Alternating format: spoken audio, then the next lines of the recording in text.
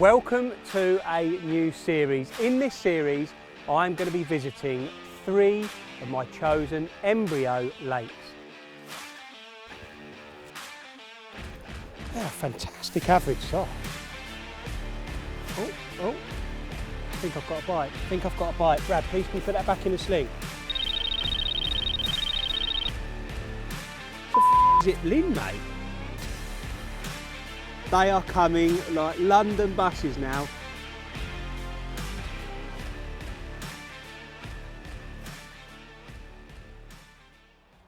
Welcome to a new series. In this series, I'm going to be visiting 3 of my chosen embryo lakes. One will be a syndicate, another will be a day ticket, and the third one will be an exclusive lake booking venue. So we are going to be visiting some pretty cool places. And to kick things off, we are at Pumphouse in Peterborough. It is a lake of 5 to 6 acres. There's some stonking carp in here and it's very, very easy to get on. It's a syndicate, but there are places available and there aren't loads of long waiting lists with recommendations and all that kind of stuff. So you do have a chance of getting on here. Anyway, we have been given access to this venue for the next 48 hours. So now it is time to have a wander, go and find some carp.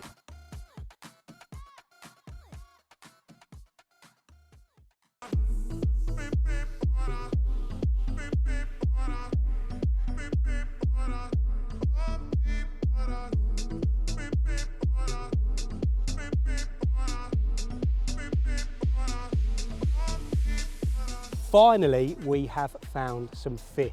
I've had a good walk round, spent a lot of time in each swim watching the water, and eventually I saw 2 fish show within the space of minutes. And they were up this end, the furthest way from the car park, the trickiest walk, but there are fish down here. So I'm going to get an idea of what the lake bed is made up of. I'm not going to go mad with casting because there are a few fish around. The last thing I want to be doing is casting out there blind into weed or into 1 foot depth, you know, that sort of thing. So I'm just going to have a couple of casts with the marker just to give me a rough idea of what the lake bed is and yeah, get some baits out there. I think I'm going to start with just 1 bite tactics, whether that's singles or just a little bag, and take it from there. So yeah, I'll have a little cast around, see what the lake bed's like, and hopefully there won't be too much weed.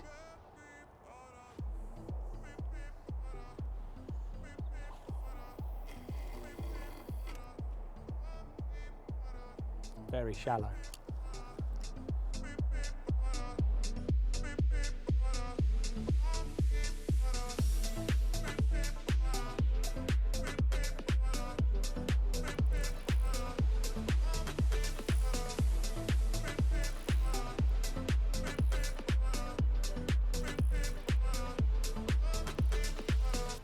Okay, I haven't needed many casts because it is much of a muchness. So I'm quickly hatching a bit of a plan.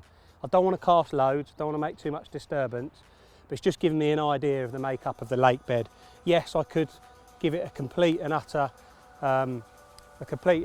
thrash to bits, but I'm not going to do it. I'm just going to keep it nice and quiet. It's anything between 4 and 7 foot, sort of in this wide area, which is perfect. I'm going to fish the first rod on a little bit of gravel. There's quite a large sort of gravelly area out there, clean as a whistle. I'm going to put 5 spombs of bait on that, bright bait. So I'm going to put some flaked maize, there's a few boilies in there as well, but something bright on the bottom with a yellow hook bait over the top. That's going to go over a little bit of bait. Over the far side, apologies for the train in the background, we're right near a train line here. Over the far side there's some reeds with a big sort of bay cut out of the reeds, and so I'm going to pump one long over there. It's about 100, 110, something like that. I'm going to fish a single over to the back there, and then I'm going to fish a hook bait where we saw those fish jump earlier, which I'm really confident. The wind is trickling in there, it's snaggy. I've seen like a small sort of glowing spot in there that's clearly been fed on. I'm confident in that rod. So that's the plan. I'm going to fish those 3 rods like that for the day. And yeah, I don't know what's going to happen. I don't know the lake at all. It's all about learning. And we've got potentially a couple of days ahead of us. So yeah, let's see what happens.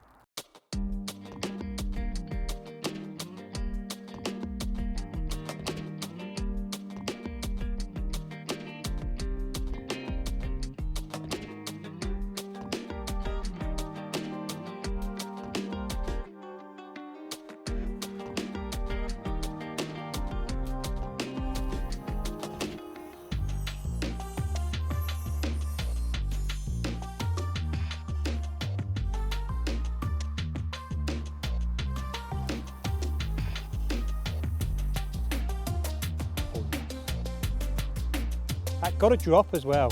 We like it. That's exactly where they were showing.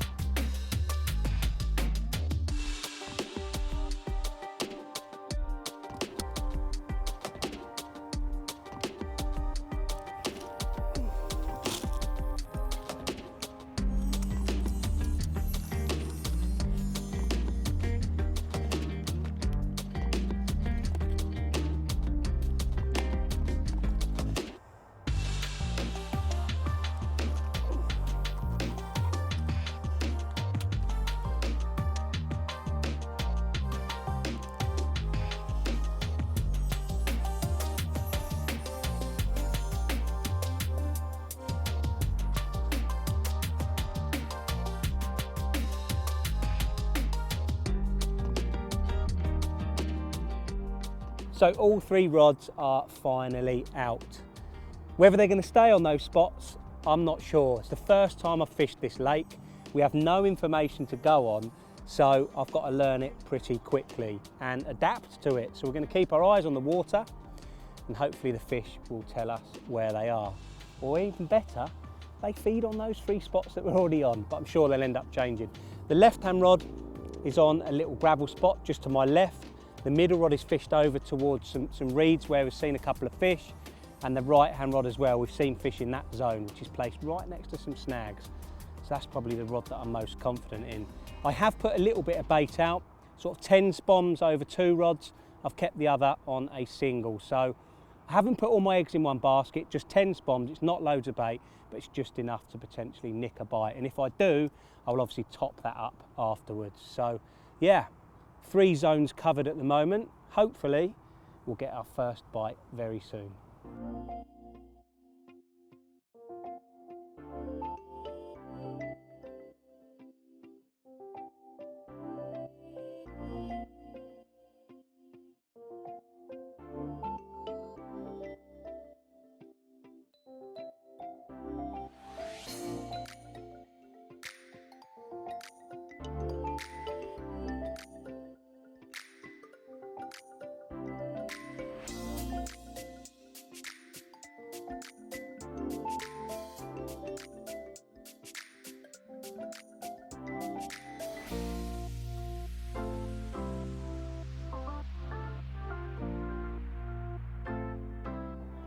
Well, I'm looking longingly over to that far bank because I've seen a couple of fish show.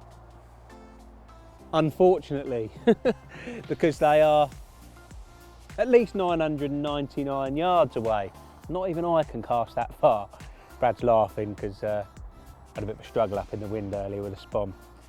Anyway, if those fish continue to show, I'm not really an angler to sit over here and just watch them jump in. So I will up sticks, I will reel in and move over there if they continue to. Because in this area, nothing has really happened today. We saw a few fish this morning show, but nothing since. I feel like I probably had 1 cast too many earlier. I was trying to get an idea of the lake bed and sort of set my stall out in this swim really, put 10 spoms out and build it up. But it's shallow and there is a slight chance that I have pushed the carp away. So yeah, I've sort of said to myself, if I see 2 more carp show, the rods are coming in and I'm going to get on the move. If not, then I'm going to sit on my bait for this evening and sort of see what happens tonight and hatch a new plan in the morning. If nothing happens, I'll probably move. If something happens, then I'll be a happy chappy. So yeah, I'm going to keep my eyes on the water now. If anything else shows, I'll be on the move. If not, you'll see me here in the morning, hopefully, with a big old carp. It's dinner time now, isn't it, Barley boy? Let's go and have some dinner.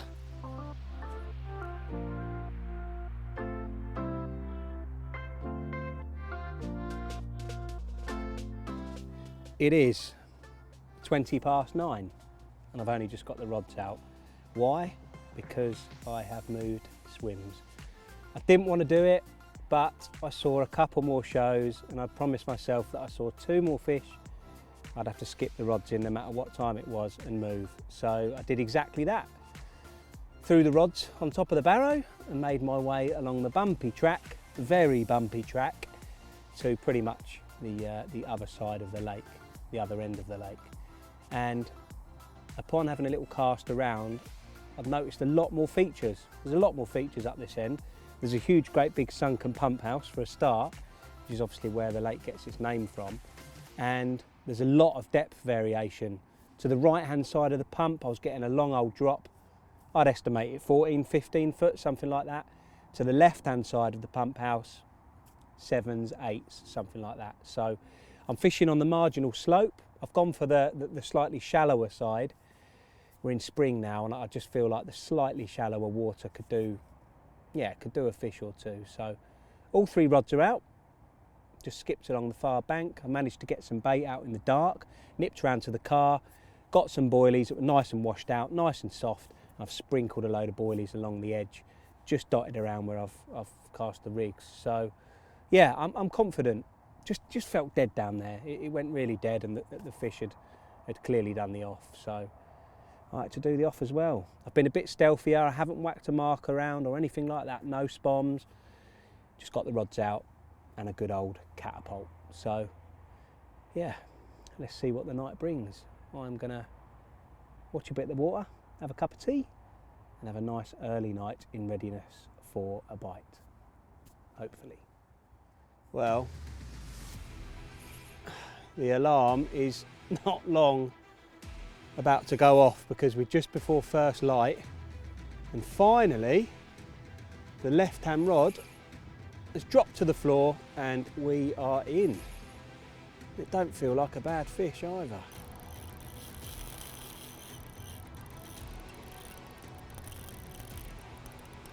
It's going fast. I don't know whether he was quite scaly or if it was a common. Not a bad fish, that. Nothing like a big old torch being shone in his eyes, mate. Yes, come on fella, we need you. Looks like a little lin. Oh, that's a good fish, Brad. Come on fella. Yes. Oh, we needed him. Yes. That's a good one, Brad. Look. Decent fish that, isn't it? Why are you not talking to me?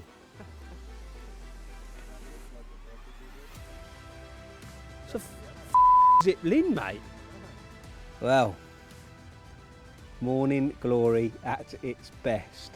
I've got a chunky linear sitting in the net waiting for its photograph and it looks like a 30-pounder.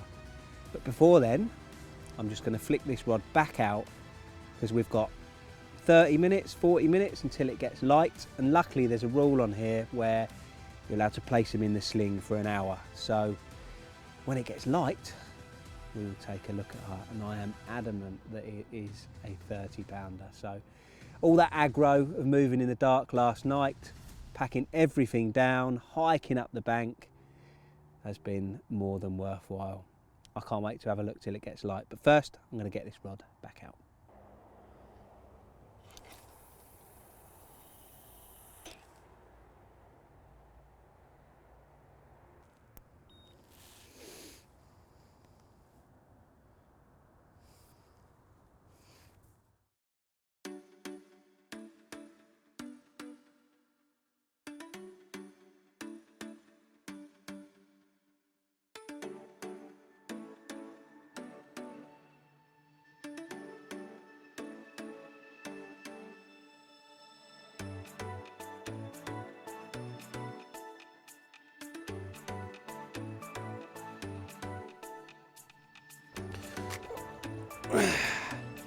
What we got there? 31 and a half? 31 and a half. That'll do me. So, my first fish of the session down at Pumphouse. And what a start it is. 31 pounds of solid mirror carp. And this one, both Brad and I looked through the catch gallery of Pumphouse, and this one's called Unnamed 2, and I think it deserves a little bit better than that. So I'm going to try and persuade Matt Pettit to call it Big Jimmy. Whether he does or not, I don't know. But I've christened him Big Jimmy. What a carp that is, eh? We moved at night and it was well worth it, and there's a few fish showing there this morning, so hopefully there'll be a couple more to come. Right, Big Jimmy boy, let's get you home, fella.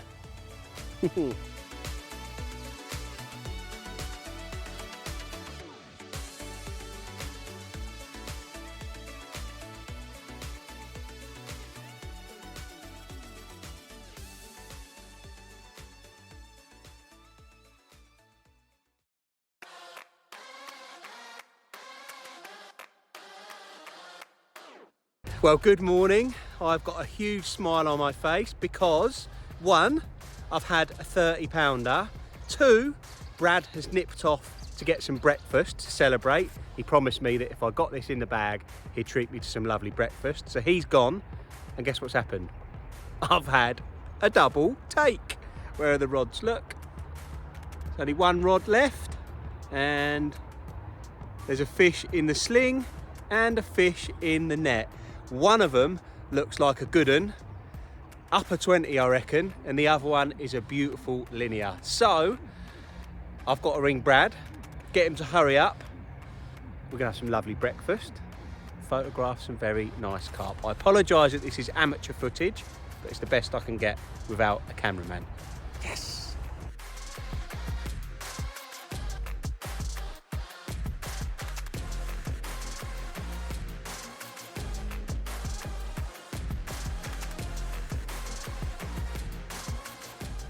$29 on the nose.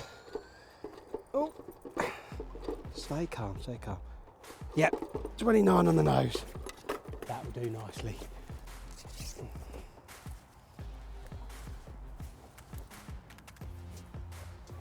Proper gut bucket, isn't it?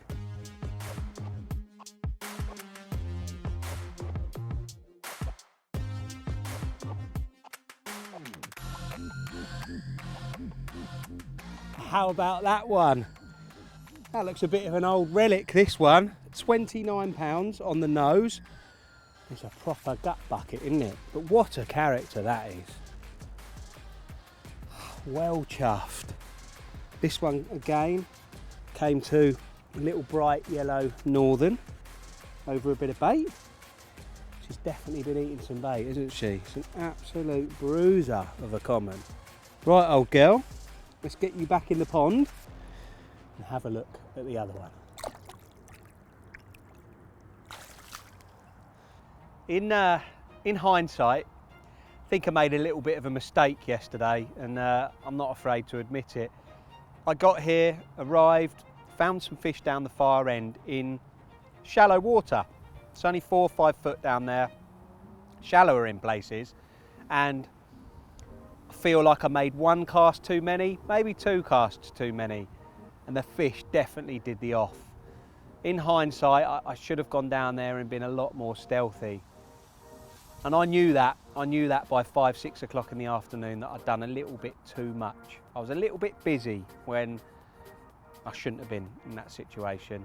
Yes, I may have got a bite the following morning, as in this morning, as they returned to the area, but not an angler likes to sit on his hands too much, so I was seeing fish up this end. And as a result, I've moved up here and things have happened. We've caught some fish. I've been able to be a lot quieter, just plinking boilies along the opposite margin, nice and quietly, just 3 casts and I was in. I've been catching fish, so yeah, I feel like I've really redeemed myself. I haven't done any spotting up this end,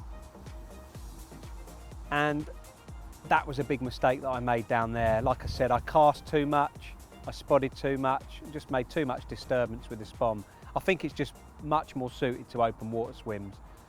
So yeah, lesson learned. We've still got some of the session left, so you never know, might be another big one on its way.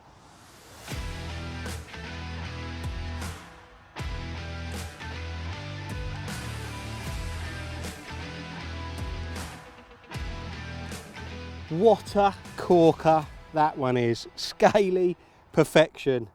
Honestly, I am having such a lovely time at Pumphouse. The fish are incredible. Oh, I think I've got a bite. Brad, please can you put that back in the sling?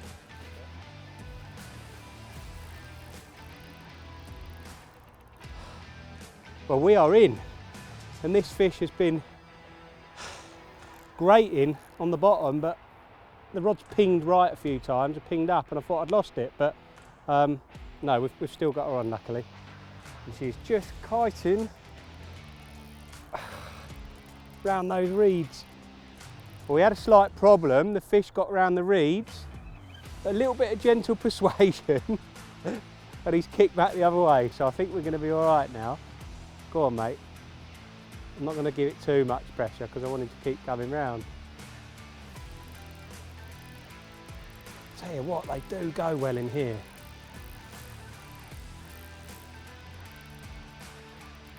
They're a fantastic average size.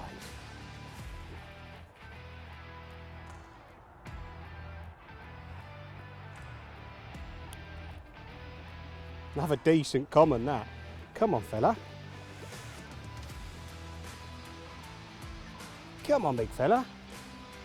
Oh, yes. Oh, yes. Love a lovely carp, that. Fantastic.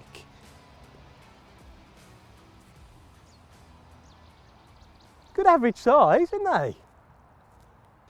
Well, before we were interrupted with what looks like a very chunky common, I was showing you this absolute perler. Beautiful, beautiful looking carp, beautiful rounded tail. It doesn't get much better, does it? They are glorious carp in this Pumphouse. And I'm having a very, very enjoyable time. I'm still getting liners on the rods. So, mate, let's get you back. We'll look at the other common, and then we better show you what rig I'm using.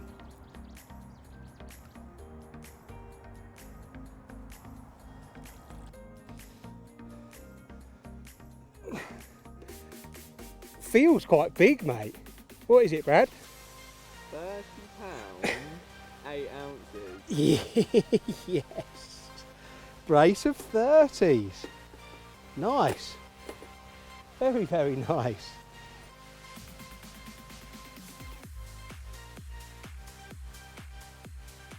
How about that? A brace of 30 pounders. This was my second 30 of the session. I'm so glad we moved in the dark. Again, I caught this one on a yellow Northern Special pop-up, and it came so quickly after putting 1.5 kilos of bait out, something like that. So they are absolutely troughing, which is a good sign of things to come. Right, girl, let's get you home.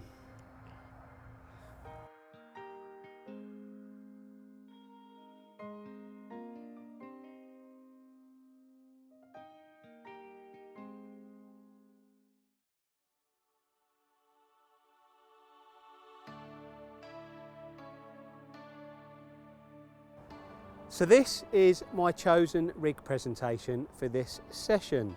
Now, I'm not going to win any invention awards with this one because it's pretty conventional. I'm fishing a spinner style presentation on a rotary rig, a helicopter rig, as it's probably known as.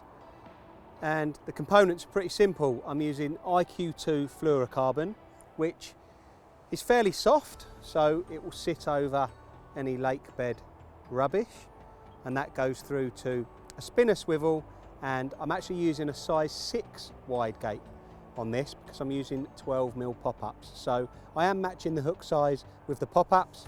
To be honest, the size 6s, I must have had 20-25 fish in the last 3 or 4 weeks, and I haven't dropped any, and they've all been on size 6s, so maybe there's something in that.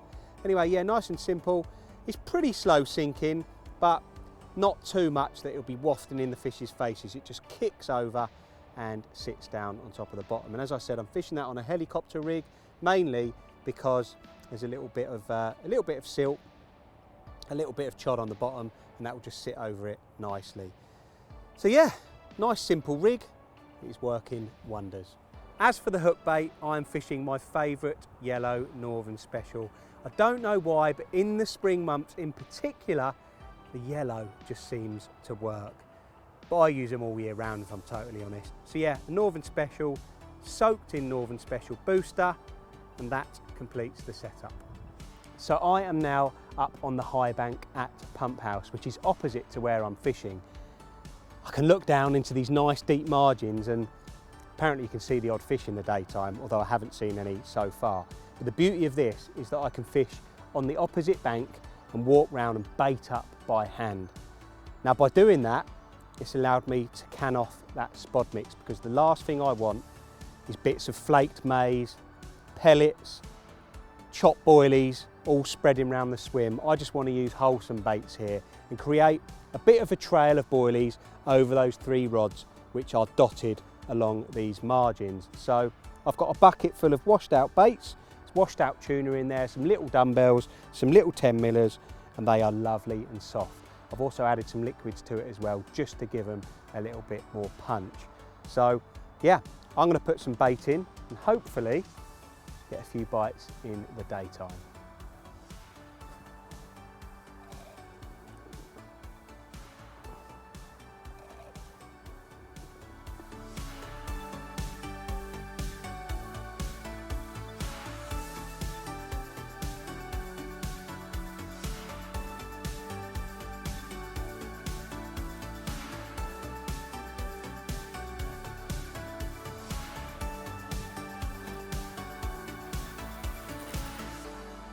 That's the one.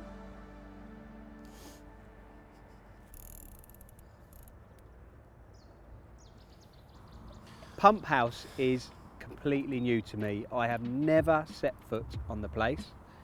And to be honest, I didn't do a whole lot of research either. I quite like coming to a new lake on a completely blank canvas and using the good old knowledge and watercraft to work things out.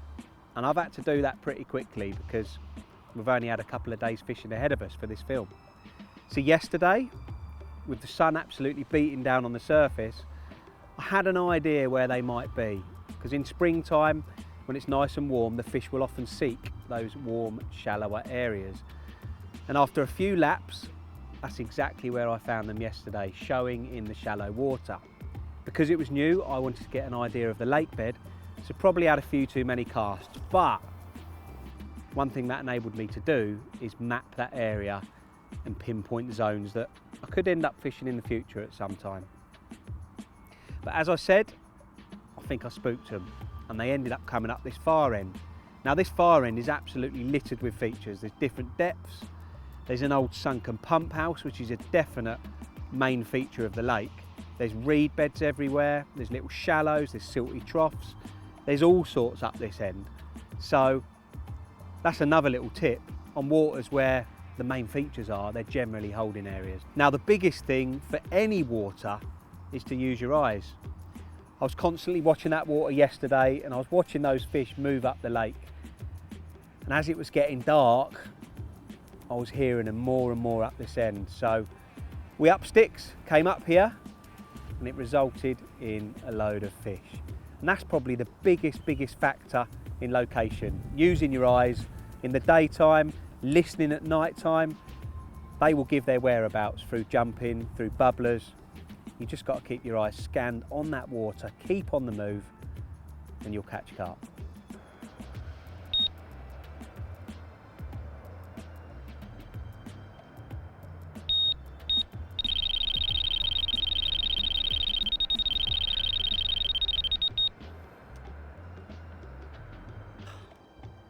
Well, I've just had an absolute screamer on my right hand rod, and we are in to a carp in the midday sun. It absolutely roared off. We've got another hard fighting pumphouse carp on the end. It's grating on that bar again. There's a big gravel bar out there and it just grates up it.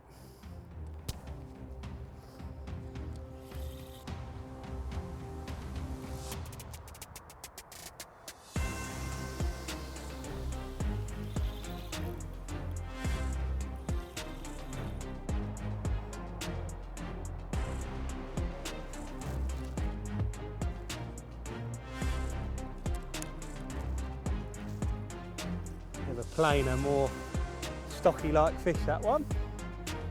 Come on, fella.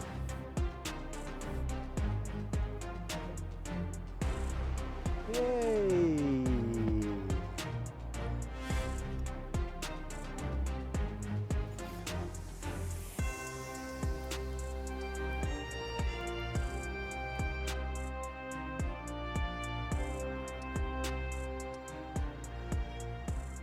Well, sometimes a tweak in tactics is all you need. Look at that little beautiful fish. Tiny little tail, beautiful scales on it. And yeah, the reason I changed the tactics is because this rod was really, really quiet. And I've noticed that on that, I still had the lead clip on. And the margins here are extremely soft, really choddy. So a quick change to a helicopter and a bright one, and the right-hand rod ripped off. But yeah, stunning, stunning fish. 20 pounds on the nose. That'll do nicely. Right, mate, let's get you back.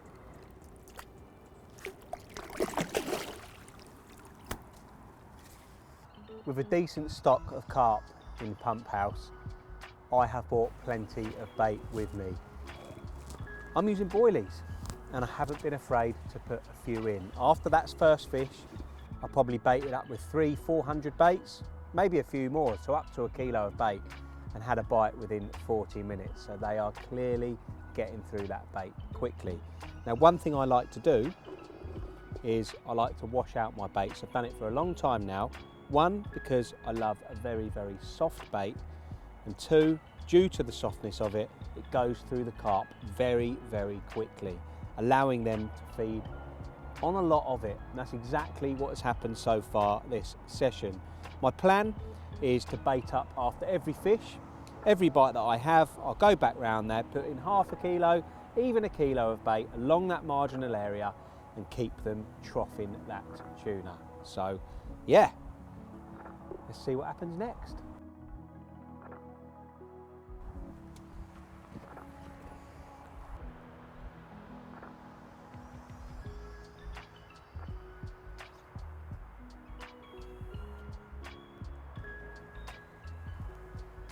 Pumphouse has surprised me in a good way. I have thoroughly enjoyed this trip. The main reason is because it's a bit of a box of chocolates. There are all sorts of strains in here. I didn't know that. I've caught some definite older carp, some newer stockies, some bigger fish, and I've seen all sorts. So yeah, I was pleasantly surprised with the stock. There's plenty of 30s in here that go up to sort of 36 pounds, and that's a fish called cluster. A real nice one that I'm hoping to bump into on this trip. So yeah, that's the fish. There's about 200 in here, which is a decent head of carp in 7.5 acres. You know, you're never going to be too far away from them. The lake itself has got 7 swims, I believe, so you're never going to be hemmed in. There's plenty of features, little deep areas, shallower areas, reeds. There's loads of different features on the lake, so it's always going to be enjoyable every time you come here. And it's run on a syndicate basis, and the beauty of Embryo is there's no funny waiting lists where people jump the list or anything like that. You can see where you are on that waiting list on their website. So yeah, I can thoroughly recommend the place. I've absolutely loved it. I can't wait to come back. And if you want some more information, just head over to the Embryo website, give them a ring.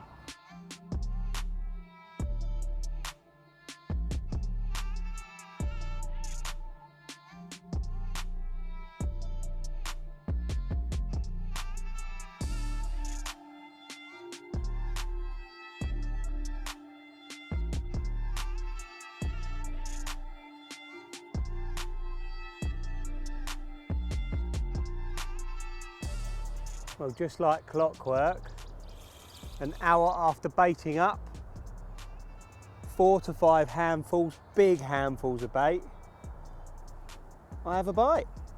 This one's absolutely roared off. And if I'm honest, at range, it feels, yeah, it's pumping that rod a bit. It's not letting me do a great deal, to be honest. It feels powerful.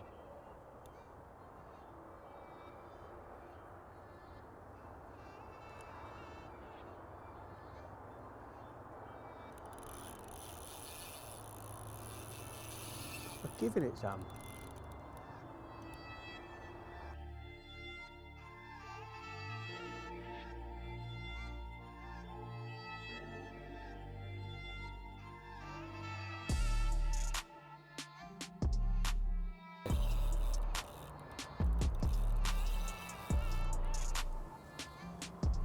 Come on, you won't like it in them reeds. Why are you going to go in them? Oh, it's turned. Good boy. They seem to turn, don't they, when they get there?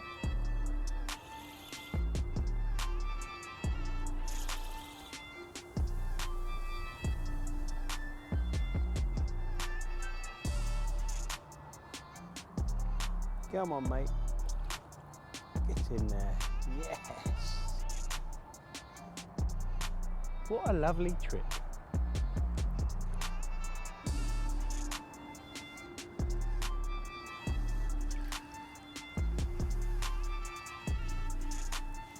They are coming like London buses now. This is the 6th fish of the session and another 20-pounder. Absolutely jet black, beautiful looking mirror, this one.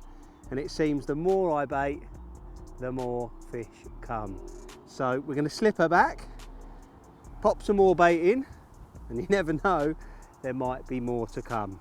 But yeah, a beautiful fish on a wonderful spring day.